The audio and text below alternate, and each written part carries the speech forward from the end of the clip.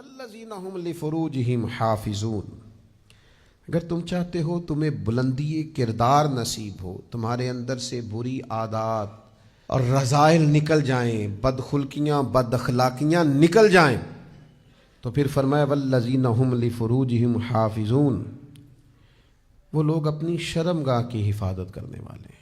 الا علی ازواجہم او ما ملکت ایمانہم فانہم غیر ملومین، فرمایا اگر سوائے اس کے کہ تم اپنی بیویوں کے پاس جاؤ یا باندیوں کے پاس جاؤ، فانہم غیر ملومین، تو اس پر تمہیں ملامت نہیں، بلکہ حضور نے فرمایا بیوی کے پاس جانے سے تو اللہ صدقے کا ثواب عطا کرتا ہے، یہ تو نیکی ہے، یہ تو خیر کا کام ہے، تمہیں کوئی ملامت۔ لیکن فمن ابتغى وراء ذلك، اگر تم اس کے علاوہ رستہ تلاش کرو، کوئی غلط راہ اختیار کرو، اپنی جائز خواہش پوری کرنے کے لیے کوئی گندا رستہ اختیار کرو، تو فاولئک هم العادون، یہ وہ لوگ ہیں جو حد سے بڑھنے والے ہیں۔ کس کی حد؟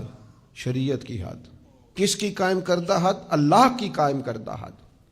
جو اس کے علاوہ رستہ اختیار کرے گا وہ اللہ کی حدود سے تجاوز کرے گا، اور جو رب کی حدود سے تجاوز کرے گا پھر اللہ تعالیٰ اس سے پوچھ لے گا، پھر اس کا حساب ہوگا، پھر اس شخص کے اندر بہت ساری چیزیں ایسی ہیں جو اس کے لیے تکلیف کا باعث ہوں گی۔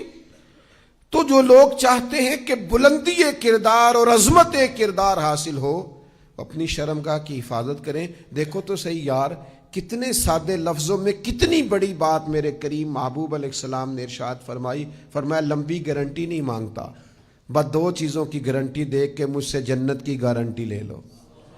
ایک دو جبڑوں کے درمیان زبان کی گارنٹی دے دو، ایک دو ٹانگوں کے درمیان شرمگاہ کی گارنٹی، یہ دو گارنٹیاں تم مجھے دے دو، رسول رحمت فرماتے ہیں میں تمہیں جنت کی گارنٹی دے دیتا ہوں۔